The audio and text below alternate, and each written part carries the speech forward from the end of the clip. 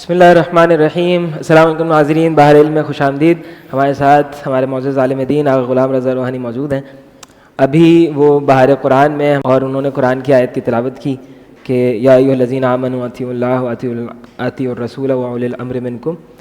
تو اگر اسی موضوع پر ہی جو ہے وہ بات کو تھوڑا سا ایک سوال ذہن میں آیا، تو میں نے سوچا کہ آپ سے جو ہے وہ بحر علم میں اسی سوال پہ ہی گفتگو کر لیں۔ اگر یہ آپ نے بات کی کہ ہمیں اطاعت کرنی ہے اللہ کی اور اس کے رسول کی اور اولو الامر کی، تو یہ اس دور میں اولو الامر جیسا کہ بہت کلیئر ہے ہمارے لیے کہ ہمارے صاحب امر صاحب عصر امام زمان پردہ غیبت میں موجود ہیں اور ان کی ہمیں اطاعت کرنی ہے، تو ایونچولی تو ہمیں ان کی اطاعت کرنی ہے، لیکن وہ پردہ غیبت میں ان سے ہمارا بظاہر کوئی کانٹیکٹ نہیں ہے۔ اور علماء کہتے ہیں کہ اس موضوع پر ہمیں جو ہے وہ اس دور میں تقلید کرنی ہے۔ تو یہ تقلید اطاعت کے ساتھ کس طرح، کیا ان دونوں میں کوئی ڈفرینس ہے؟ لوگ کہتے ہیں کہ بھئی ہمیں اطاعت کرنی ہے، ہم تقلید نہیں کرتے، اور پھر دوسری طرف کیا یہ اطاعت اور تقلید کس تناظر میں آپس میں اس آیت میں جو ہے وہ سمجھ میں آتے ہیں؟ جزاک اللہ جی۔ بسم اللہ الرحمن الرحیم۔ بڑا اچھا سوال اور بڑا اہم سوال، اور اسپیشلی آج کے نوجوانوں کے لیے اور اہم چیز ہے یہ۔ دیکھیں، ایونچولی ہم اولی الامر ہی کی اطاعت کر رہے ہیں اگر ہم تقلید کی بات کر رہے ہیں، یعنی سرکار امام زمانہ سے اس طرح کا کلام منسوب ہے کہ امام نے فرمایا کہ بھئی ہم پروردگار کی طرف سے تم پر، یعنی ان پر حجت ہیں علماء پر، اور یہ علماء ہماری طرف سے تم پر حجت ہیں۔ سبحان اللہ، کیا بات ہے۔ تو بات یہ ہے کہ زمانے کے امام، میں صرف ایک سوال کرتا ہوں یعنی سمجھانے کے لیے کہ جب زمانے کے امام پردہ غیبت میں گئے تو کیا ہمارے لیے کوئی سسٹم بنا کر گئے یا لاوارث چھوڑ کر گئے؟ یا تو ابھی کہیں کہ بھئی امام چلے گئے اور ہم کو لاوارث چھوڑ کے چلے گئے؟ یہ ایسا ہی سوال ہے جیسا رسول کے دور میں ایگزیکٹلی کہ جب رسول گئے اس دنیا سے تو سسٹم بنا کر گئے یا لاوارث چھوڑ کر گئے کہ بھئی تم خود ہی کر لینا؟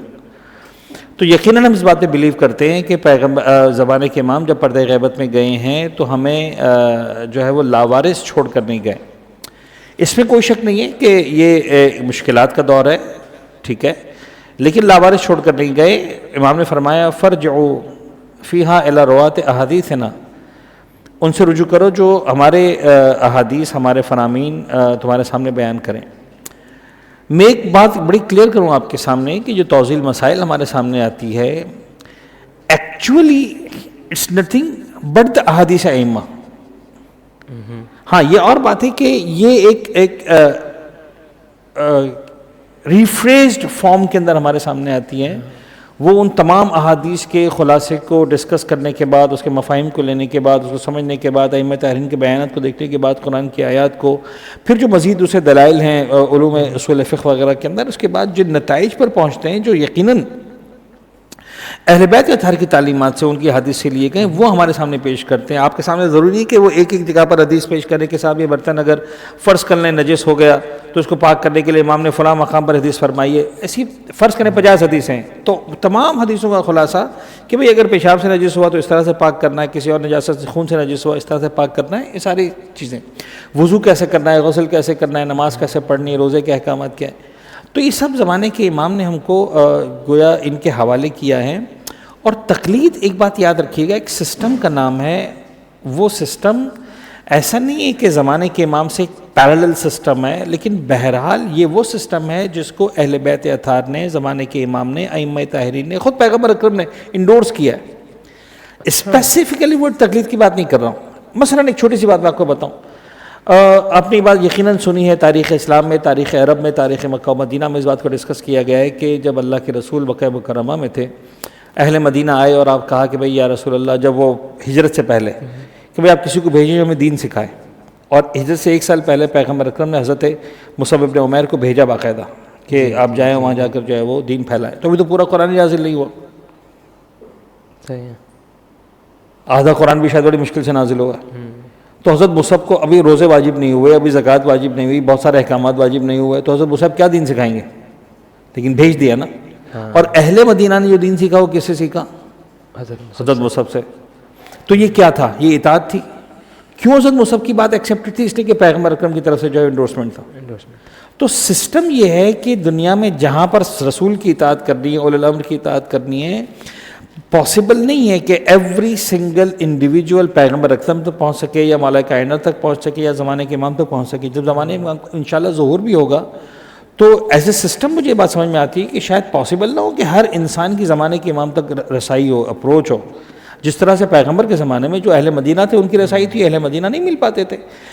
ائمہ کے زمانے میں بہرحال ایک بہت بڑی تعداد اہل ایمان کی ان کی تھی کہ جو امام معصوم سے ملاقات کی بغیر دنیا سے رخصت ہو جاتے تھے. تو آج کے سفر واقعہ مشہور ہے, جناب اویس کا واقعہ بھی اسی طرح, جناب اویس قرنی کا واقعہ اسی طرح سے ہے. اس کے علاوہ کتنے ہی ایسے, اور وہ جناب اویس تو چلے پھر بھی آئے اور پھر بھی نہیں مل سکے اور واپس چلے گئے. تو ایسے تو ہزاروں لاکھوں لوگ تھے جو اس حسرت کو دل میں لیے اس دنیا سے رخصت ہو گئے کہ زمانے کے امام سے ملاقات ہو سکے. زمانے کے امام سے مراد چھٹے امام, پانچویں امام, چوتھے امام, مولا کائنات. تو پاسبل ہر ایک کے لیے نہیں تھا. تو ائمہ بھی کیا کرتے تھے, اپنے اصحاب کی تربیت کر کے ان کو بھیجتے تھے. بھائی کوفہ میں فلاں صحابی تھے جو امام کے نمائندے تھے, بصرہ میں فلاں صحابی تھے نمائندے تھے, مدائن میں فلاں صحابی تھے جو نمائندے تھے. مثال کے طور پر بلخ میں, بخارا میں فلاں تھے, قم اور مشہد میں جو ہے وہ کوئی اور تھا. اس طرح سے جو ہے وہ ساری نمائندگیاں ہوتی تھیں. تو اگر اس کا مطلب, خیر یہاں پر ایک چھوٹا سا ڈفرینس ہے کہ جو آپ بھی شاید اس بات کی تائید کریں گے کہ جو ائمہ کے دور میں ہوا کرتا تھا وہ منصوص اس طرح ہوتا تھا کہ امام انہیں بھیجتے تھے, جیسے رسول خدا نے حضرت مصعب کو بھیجا, یا غیبت صغریٰ تک, یہاں تک کہ نوابین اربعہ جو ہیں وہ بھی وہ افراد تھے کہ جنہیں امام نے انڈورس کیا تھا کہ بھائی یہ افراد ہیں, ان کا ہم سے رابطہ, اگر ان کو کوئی سوال ہوگا, کوئی مسئلہ ہوگا تو وہ ہم سے پوچھ لیں گے اور آپ کو صحیح جواب ہی دیں گے. تو ایک طرح سے امام کی نصرت اور تائید یا امام کے ایک طرح سے منصوص نص انہیں حاصل تھی. اب اس دور میں ہمارے پاس نص حاصل نہیں ہے. اس دور میں کیا یہ بات صحیح, یہ کہنا صحیح ہے کہ یہ ہمارے لیے امتحان کا دور ہے, کہ جس دور میں ہمارے لیے ایک تکلیف ہے, ایک آزمائش ہے, یا ایک طرح سے ہمارے لیے, چونکہ ائمہ اہل بیت کے ساتھ کیا اس طرح کی روایات ملتی ہیں کہ اہل بیت کے ساتھ آپ نے اچھا سلوک نہیں رکھا تو خدا نے انہیں پردہ غیبت میں اٹھا کے آپ کو ایک آزمائش میں مبتلا کر دیا. دیکھیے یہ تو ایک الگ کانسیپٹ ہے, لیکن جو آپ نے پہلے شروع میں بات کی اس کی بات کر دوں کہ جو آپ نے کہا منسوس ہوتے تھے, ہمیشہ منسوس نہیں ہوتے تھے. یعنی میں آپ کو یوں سمجھاؤں کہ مثال کے طور پر ایک شخص کہہ رہا ہے یار میں, وہ منسوس نہیں ہے, بصرہ سے کہہ رہا ہے یار میں حج پر جا رہا ہوں, میرا دوست تھا, میں نے کہا یار جا رہے ہو امام سے سوال کا جواب پوچھ کے آ جانا, وہ گیا پوچھ کے آ گیا. اب یہ منسوس کہاں سے ہو گیا؟ آپ نے کسی اور سے کہا تم جا کے سوال پوچھ کے آ جانا. 100 لوگ حج پہ جا رہے ہیں, 50 لوگ جا رہے ہیں, 200 لوگ جا رہے ہیں, کسی نے اس سے کہا, کسی نے اس سے کہا, کسی نے اس سے کہا, سب کے سب امام سے ملے, ایک نے امام سے پوچھا, دوسرے نے امام سے پوچھا, اپنا سوال اپنا سوال اپنا سوال. یہ مختلف پراکندہ لوگ تھے. اور اس کے بعد اگر آپ ائمہ کی دور میں جا کر دیکھیں گے آپ کو ایک بڑی زبردست بات نظر آئے گی, اور وہ یہ بات نظر آئے گی کہ بہت سی مرتبہ ایسا ہوتا تھا کہ ایک شخص امام کے پاس سے کوئی چیز سیکھ کر یا پوچھ کر آتا تھا, وہ کوئی اور بات کر رہا ہوتا تھا, دوسرا آتا تھا کوئی اور بات کر رہا ہوتا تھا. تو پھر جا کر لوگوں نے اسی دور میں امام سے سوال کیا, مولا سمجھ میں نہیں آ رہا.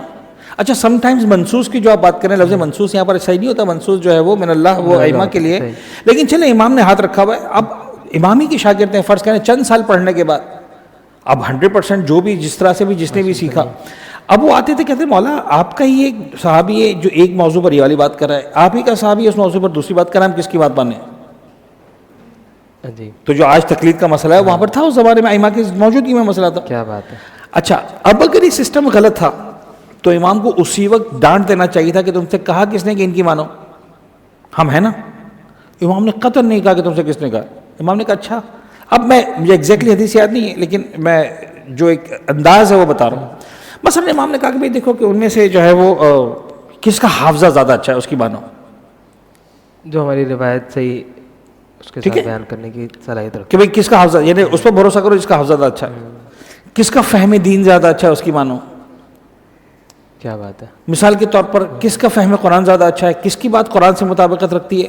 یہ جو امام مختلف پیرامیٹرز دے رہے ہیں, اس کا مطلب امام اس بات کو ایکسیپٹ کر رہے کہ یس یہ ہوگا کہ ہم سے ہی سیکھنے کے بعد, ہماری محفل میں بیٹھنے کے بعد, ہمارے پاس ہی درس حاصل کرنے کے بعد 1 سال 2 سال 4 سال 6 سال پھر بھی ممکن ہے ایک آدمی کچھ سمجھ رہا ہو دوسرا کچھ سمجھ رہا ہو, اور ہم اس کو سسٹم کو غلط نہیں کہیں گے. سسٹم کو یعنی انڈائریکٹلی امام اس سسٹم کو انڈورس کر رہے ہیں. میں صرف یہ سمجھانا چاہ رہا ہوں, میں اس کو ان پیرامیٹرز کی بات نہیں کر رہا ہوں, میں نے کوئی حدیث نہیں سنائی ہے, لیکن میں سمجھانا چاہ رہا ہوں کہ اگر جتنے بھی 3 4 5 پیرامیٹرز امام نے دیے, حافظے کا دیا, مثال کے طور پر فرض کر لیں قرآن سے مطابقت کا دیا, حدیث رسول سے مطابقت کا دیا, وغیرہ وغیرہ وغیرہ, تو اس کا مطلب یہ ہوا کہ امام سسٹم کو انڈورس کر رہے ہیں.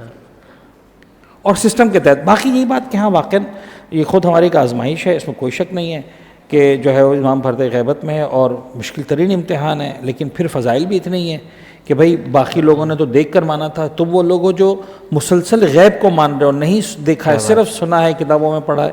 اور خدا کا شکر ہے کہ ائمہ طاہرین کے ماننے والے علماء نے، بزرگان نے، یعنی ائمہ طاہرین کا دور تقریباً پیغمبر اکرم کے اس دنیا سے جانے کے بعد تقریباً جو ہے وہ 200-250 سال چلا.